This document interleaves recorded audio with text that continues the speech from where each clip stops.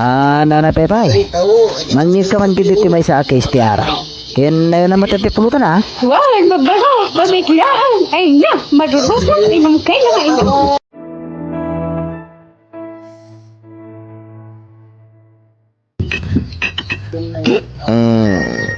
Kasi na, naibus mo tayo sa nga case nga arak. Sige, pare. Agawin ako. Sige, magkain na ka, Dudong. Ay nabartak ka manan. Hindi na minsan, nabartak ka. Hindi ka naman, nabartak ka. Basta nabartak ka manan.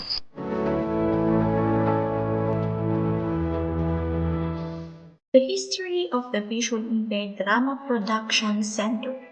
Visually Impaired Drama Production Center, led by Mr. Greg Jr. Tangek, together with his colleagues Mr. Joseph Agnat and Mr. Reynaldo Buenaventura, started in the year 2020 during the COVID-19 pandemic.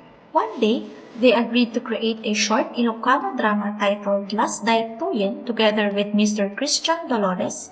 The script was written by Mr. Greg Tangek, and Mr. Joseph Agnan was chosen as the director for that project. The scenes were recorded in a cell phone and edited manually. Then later, the Visually Impaired Drama Production Center, or the VIDPC, gained more members and have their own officers.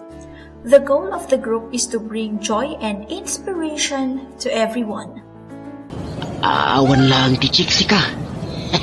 Ay? Anya?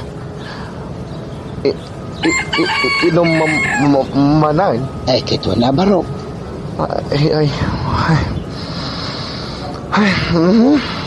Sige.